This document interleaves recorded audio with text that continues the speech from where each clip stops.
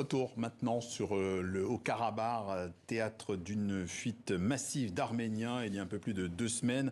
Un épisode capturé par l'Objectif d'Antoine Agoudjian pour un reportage publié dans l'hebdomadaire Le Point en France.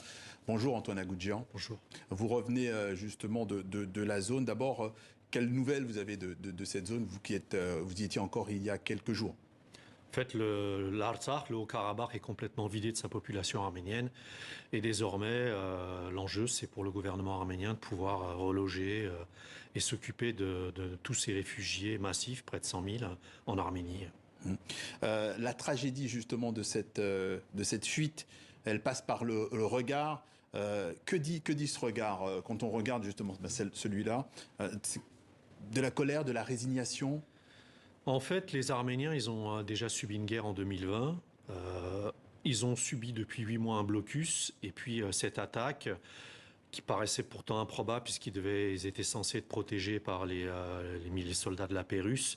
Et en fait, ils n'ont pas du tout été protégés. Ils ont fui, donc ils comprennent pas. Ils sont révoltés. C'est leur terre depuis près de 2500 ans. En 1921, ce territoire a été arbitrairement cédé par le dictateur Staline à l'Azerbaïdjan. Et en fait, on peut comme ça impunément chasser, faire un nettoyage ethnique d'une population qui vivait sur ces terres depuis plusieurs milliers d'années. Oui, parce que cet attachement justement à ces terres est quelque chose de sacré. Le deuil est aussi très présent, tout comme une certaine résilience. Vous les avez rencontrés. Est-ce que ces Arméniens qui sont chrétiens, est-ce que c'est la foi qui permet cette résilience de ce que vous avez En constaté? fait, en plus, la province d'Artsakh, on est dans la jeunesse du christianisme. Il y a la première école, Amaras, qui a été prise par les forces azéries. Et non seulement c'est leur terre, mais en plus, je vous dis, il y a des vestiges plurimillénaires d'édifices arméniens chrétiens. Et ils sont juste attachés à leur croyance plurimillénaire. Ce sont des gens qui quittent tout du jour au lendemain, un crève-cœur, une terre, vous l'avez dit, à laquelle ils sont viscéralement attachés. Le titre de l'article du Point parle de civilisation en péril. Vous estimez donc qu'elle est en péril et qu'elle peut disparaître? Ben oui, elle peut disparaître. Il faut corréler cet événement-là au projet initié il y a un siècle par les jeunes Turcs, le génocide des Arméniens, où les Arméniens ont disparu d'Anatolie. Ils ont disparu du Nakhitchevan. Vous savez, Nakhitchevan, ça veut dire Nar, ça veut dire c'est l'endroit où Noé aurait posé son pied après le déluge. Et désormais l'Artsakh. Donc en fait, il n'y a aucune raison bénéficiant d'une impunité.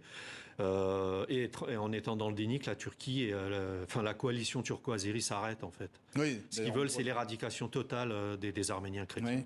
Oui, on voit effectivement de toute façon que la Turquie et l'Azerbaïdjan se sont rapprochés récemment encore sur cette question en connivence aussi avec la Russie en fait. Tous ces réfugiés se retrouvent dans des camions avec tout ce qu'il leur reste. On voit notamment sur cette photo un petit réfrigérateur et ce qui ressemble à un groupe électrogène. Est-ce que vous vous dites au fond que ces gens ont quand même l'espoir d'un retour ou pas du tout? C'est compliqué. Vous savez, ça fait 30 ans que je travaille sur la thématique des Arméniens et on peut difficilement être optimiste parce que moi, en 2019, j'étais quand la Turquie a annexé le nord de la Syrie et j'ai compris à cette époque qu'ils allaient attaquer l'Arménie puisque Erdogan avait des propos désinhibés en disant qu'ils allaient terminer le travail de ses ancêtres. Et en fait, les Arméniens, les réfugiés arméniens ne veulent pas aller dans le sud de l'Arménie, le Syunik, parce qu'ils ont peur que ce soit attaqué du jour au lendemain. Donc, ils sont dans une psychose terrible.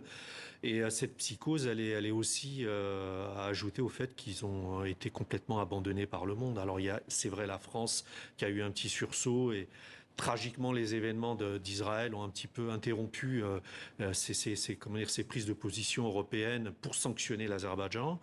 Mais en fait, il faut absolument comprendre que l'impunité, elle invite à la récidive.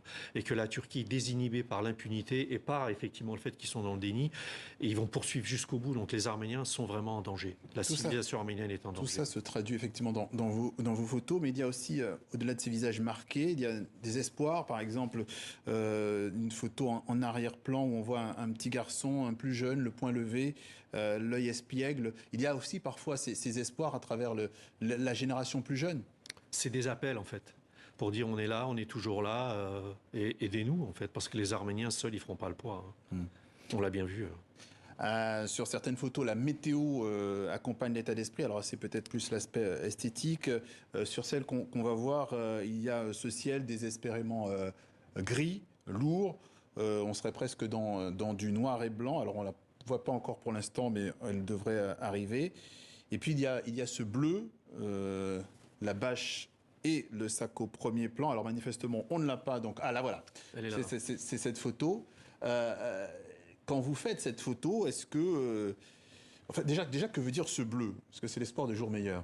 C'est une bâche, cet homme se protège parce qu'on est dans un temps pluvieux, comme vous l'avez dit. Et en fait, comme il vient, ils ont mis parfois 10 heures, 12 heures, même parfois 20 heures à arriver de Stepanakert à Goris.